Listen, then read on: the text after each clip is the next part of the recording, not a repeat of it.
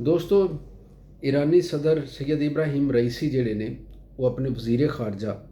ਅਤੇ ਕਈ ਦੀਗਰ ਸਾਥੀਆਂ ਦੇ ਨਾਲ ਆਜ਼ਰਬਾਈਜਾਨ ਦੇ ਮਸ਼ਰਕੀ ਇਲਾਕੇ ਦੇ ਵਿੱਚ ਹੈਲੀਕਾਪਟਰ ਹਾਦਸੇ ਦੇ ਨਤੀਜੇ 'ਚ ਸ਼ਹੀਦ ਹੋ ਗਏ। ਇਹ ਖਬਰ ਤੁਹਾਡੇ ਤੱਕ ਪਹੁੰਚ ਚੁੱਕੀ ਔਰ ਇਸ ਖਬਰ ਦੇ ਉੱਤੇ ਯਕੀਨਨ ਤੁਸੀਂ ਵੀ ਦੁੱਖ ਮਹਿਸੂਸ ਕਰ ਰਹੇ ਜੀ, ਕਿਉਂਕਿ ਉਹ ਪਾਕਿਸਤਾਨ ਦੇ ਦੋਸਤ ਸਨ ਔਰ ਉਹਨਾਂ ਨਾਲ ਪਿਆਰ ਕਰਨ ਵਾਲੇ ਲੋਕ ਜਿਹੜੇ ਨੇ ਉਹ ਪਾਕਿਸਤਾਨ ਦੇ ਵਿੱਚ ਖਾਸੀ ਤਾਦਾਦ 'ਚ। ਪਿਛਲੇ ਦਿਨਾਂ ਦੇ ਵਿੱਚ ਉਹਨਾਂ ਨੇ ਪਾਕਿਸਤਾਨ ਦਾ ਦੌਰਾ ਵੀ ਕੀਤਾ ਸੀ ਅਤੇ ਜਿਹੜੇ ਲੋਕ ਉਹਨਾਂ ਨੂੰ ਨਹੀਂ ਸੀ ਜਾਣਦੇ ਉਹਨਾਂ ਨੂੰ ਵੀ ਥੋੜ੍ਹਾ ਬਹੁਤ ਉਹਨਾਂ ਬਾਰੇ ਜਾਣਨ ਦਾ ਮੌਕਾ ਮਿਲਿਆ। ਅਤੇ ਸੈਯਦ ਇਬਰਾਹੀਮ ਰਈਸੀ ਜਿਹੜੇ ਸਨ ਇਹ ਬੜੇ ਈਰਾਨ ਦੇ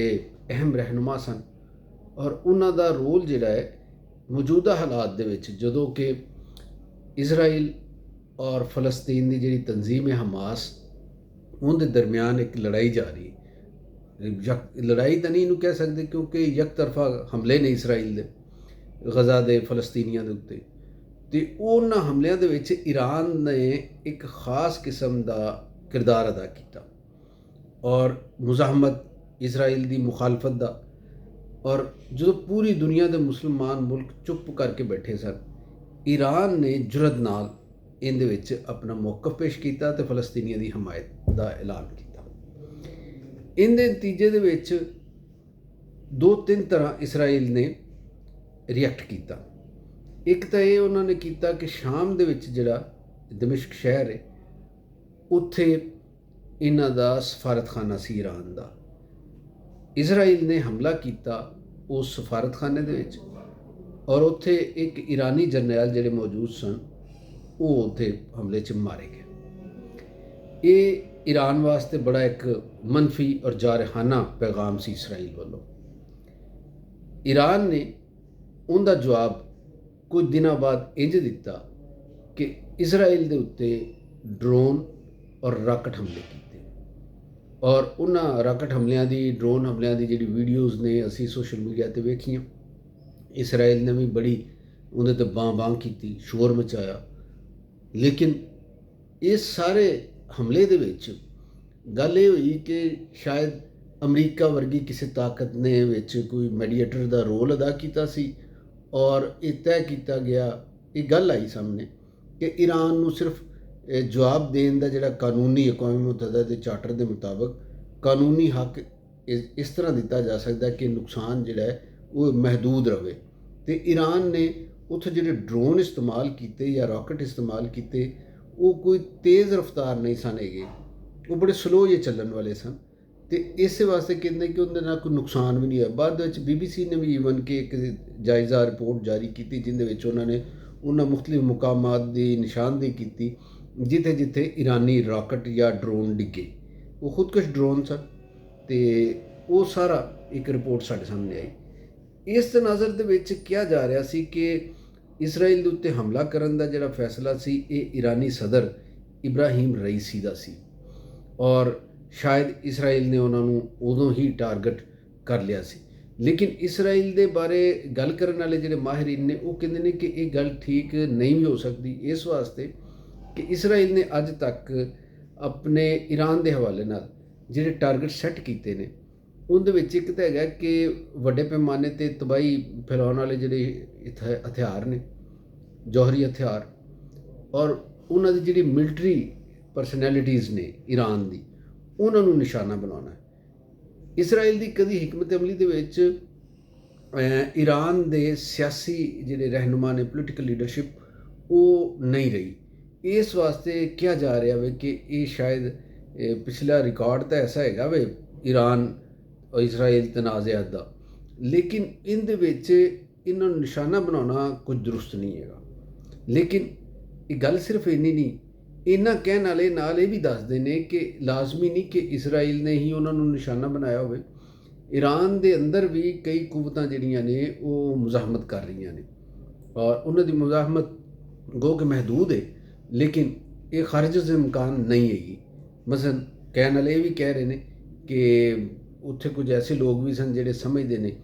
ਕਿ ਸੈਯਦ ਇਬਰਾਹੀਮ ਰਈਸੀ ਆਇੰਦਾ ਜਿਹੜੇ ਨੇ ਉਹ ਰੂਹਾਨੀ ਜਿਹੜੀ ਲੀਡਰਸ਼ਿਪ ਹੈਗੀ ਈਰਾਨ ਦੀ ਉਹਦੇ ਵੀ ਉਮੀਦਵਾਰ ਨੇ। ਫਿਰ ਇਹ ਵੀ ਕਿਹਾ ਜਾ ਰਿਹਾ ਸੀ ਕਿ ਇਹਨਾਂ ਦੀ ਕਿਆਦਤ ਦੇ ਵਿੱਚ ਈਰਾਨ ਦੇ ਜਿਹੜੇ ਦੂਸਰੇ ਲੋਕ ਨੇ ਇਸਲਾਹ ਪਸੰਦ, ਉਹਨਾਂ ਨੂੰ ਸ਼ਾਇਦ ਜ਼ਿਆਦਾ ਮੌਕਾ ਨਹੀਂ ਮਿਲ ਰਿਹਾ ਅਤੇ ਉਹ ਕਦਾਮਤ ਪ੍ਰਸਤ ਜਿਹੜੇ ਤਬਕਾਤ ਨੇ ਈਰਾਨ ਦੇ, ਉਹ ਜ਼ਿਆਦਾ ਮੁਨੱਜ਼ਮ ਔਰ ਤਾਕਤਵਰ ਹੋ ਰਹੇ ਨੇ। ਇਸੇ ਤਰ੍ਹਾਂ ਹੀ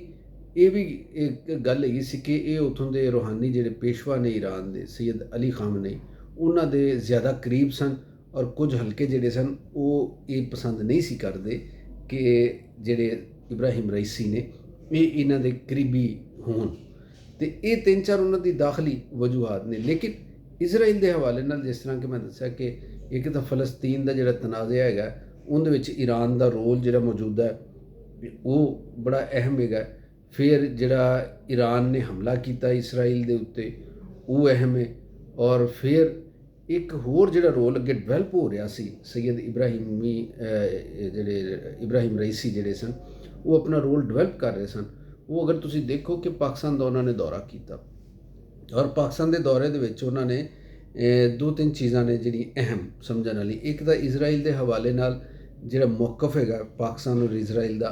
ਪਾਕਿਸਤਾਨ ਔਰ ਈਰਾਨ ਦਾ, ਉਹ ਸਾਨੂੰ ਇੱਕੋ ਜਿਹਾ ਨਜ਼ਰ ਆਇਆ।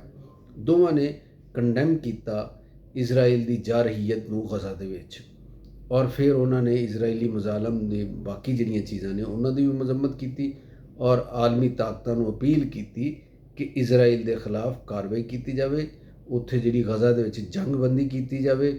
ਔਰ ਫਲਸਤੀਨੀਆਂ ਨੂੰ ਉਹਨਾਂ ਦੇ ਆਜ਼ਾਦੀ ਦਾ ਹੱਕ ਜਿਹੜਾ ਹੈ ਉਹ ਦਿੱਤਾ ਜਾਵੇ। ਇਹ ਮੁਸ਼ਤਰਕਾ ਸਾਡੇ ਅਤੇ ਈਰਾਨੀ ਲੀਡਰਸ਼ਿਪ ਦੇ ਦਰਮਿਆਨ ਮੁਸ਼ਤਰਕਾ ਇਹਦੇ ਉੱਤੇ ਇਤਫਾਕ ਪਾਇਆ ਗਿਆ। ਇਹਦੇ ਨਾਲ ਪਾਕਿਸਤਾਨ ਔਰ ਈਰਾਨ ਦੇ ਦਰਮਿਆਨ ਕੁਝ ਗਲਤ ਫਹਿਮੀਆਂ ਕੁਝ ਅਰਸਾ ਪਹਿਲੇ ਸਾਨੂੰ ਨਜ਼ਰ ਆਈਆਂ ਸੀ, ਔਰ ਈਰਾਨੀ ਪਾਸਦਾਰਾਂ ਨੇ, ਇਨਕਲਾਬ ਨੇ ਸਾਡੇ ਬਲੂਚਿਸਤਾਨ ਦੇ ਏਰੀਏ ਦੇ ਵਿੱਚ ਆ ਕੇ ਕੁਝ ਲੋਕਾਂ ਦੇ ਉੱਤੇ ਹਮਲਾ ਕੀਤਾ ਸੀ,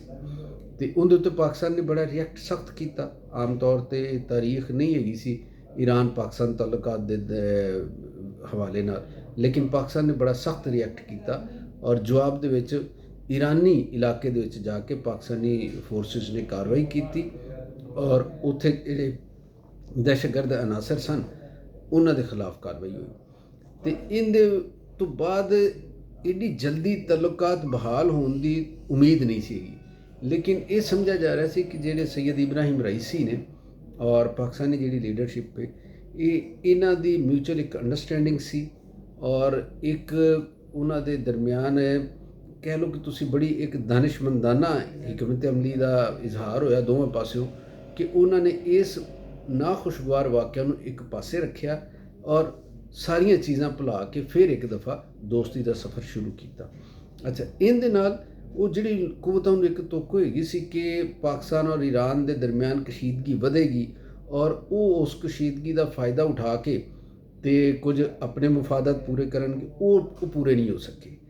ਅਤੇ ਇਹਦਾ ਕ੍ਰੈਡਿਟ ਜਿਹੜਾ ਹੈ ਇਹ ਜ਼ਿਆਦਾ ਦਿੱਤਾ ਜਾ ਰਿਹਾ ਸੀ ਸੈਯਦ ਇਬਰਾਹਿਮ ਰਈਸੀ ਨੂੰ, ਔਰ ਉਹਨਾਂ ਨੇ ਪਾਕਿਸਤਾਨ ਦੇ ਨਾਲ ਟ੍ਰੇਡ ਦੇ ਹਵਾਲੇ ਨਾਲ,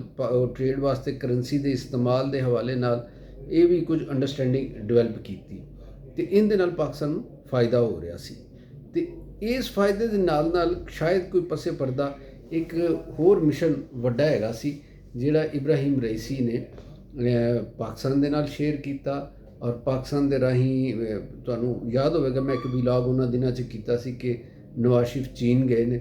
ਔਰ ਬਜ਼ਾਹਿਰ ਉਹ ਦੌਰਾ ਚੀਨ ਦੇ ਵਿੱਚ ਇਹ ਦੱਸਿਆ ਗਿਆ ਕਿ ਉਹ ਇਲਾਜ ਕਰਾਉਣ ਗਏ ਨੇ, ਲੇਕਿਨ ਉਹਨਾਂ ਦੀ ਇਲਾਜ ਦੀ ਹਿਸਟਰੀ ਤਾਂ ਲੰਡਨ 'ਚ ਹੈਗੀ, ਚੀਨ ਦੇ ਹਵਾਲੇ ਨਾਲ ਤਾਂ ਹੈ ਨਹੀਂ ਸੀ। ਅਤੇ ਉਦੋਂ ਵੀ ਇਹ ਗੱਲ ਸੁਣਨ ਚਾਹੀ ਸੀ, ਅਤੇ ਸ਼ਾਇਦ ਉਹ ਪਾਕ ਈਰਾਨ ਜਿਹੜੀ ਕੋਈ ਅੰਡਰਸਟੈਂਡਿੰਗ ਸੀ ਉਹਦਾ ਹੀ ਕੋਈ ਪੈਗਾਮ ਲੈ ਕੇ ਚੀਨ ਗਏ ਨੇ ਗੱਲ ਨੂੰ ਵਧਾਉਣ ਵਾਸਤੇ।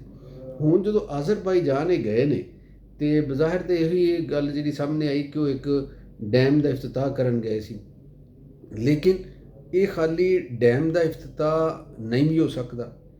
ਇਹ ਪਾਕਿਸਤਾਨ ਦੇ ਦੌਰੇ ਨਾਲ ਚੀਨ ਤੋਂ ਪੈਗਾਮ ਰਸਾਨੀ,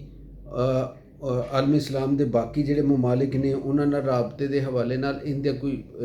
ਬਣਦਾ ਲਿੰਕ, ਅਤੇ ਸ਼ਾਇਦ ਇਹ ਉਹ ਲਿੰਕ ਹੈਗਾ ਜਿਹਦੇ ਹਵਾਲੇ ਨਾਲ ਅਗਰ ਇਹਨਾਂ 'ਤੇ ਕੋਈ ਹਮਲਾ ਹੋਇਆ ਅਤੇ ਉਹ ਫਿਰ ਉਹ ਜਿਹੜੇ ਹਮਲਾ ਕਰਨ ਵਾਲੇ ਨੇ ਉਹ ਉਹਨੂੰ ਜਸਟੀਫਾਈ ਕਰਨ ਦੀ ਕੋਸ਼ਿਸ਼ ਕਰਨ, ਇਹ ਇੱਕ ਹੋ ਸਕਦਾ।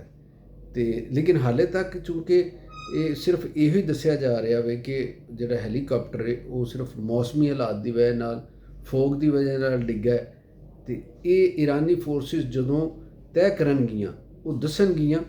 ਕਿ ਉੱਥੇ ਜਨਾਬ ਵਜ੍ਹਾ ਕੀ ਸੀ ਹੈਲੀਕਾਪਟਰ ਡਿੱਗਣ ਦੀ, ਤੇ ਫਿਰ ਹੀ ਫਾਈਨਲ ਜਿਹੜੀ ਗੱਲ ਹੈ ਉਹ ਸਾਹਮਣੇ ਆ ਸਕੇਗੀ ਔਰ ਇਹ ਹਤਮੀ ਨਤੀਜਾ ਦੱਸਿਆ ਜਾ ਸਕੇਗਾ ਕਿ ਇਸ ਹਾਦਸੇ ਦੀ ਵਜ੍ਹਾ ਕੀ ਸੀ ਔਰ ਕਿਹੜੀ ਕੂਵਤਾਂ ਇਹਦੇ ਪਿੱਛੇ ਸੀ।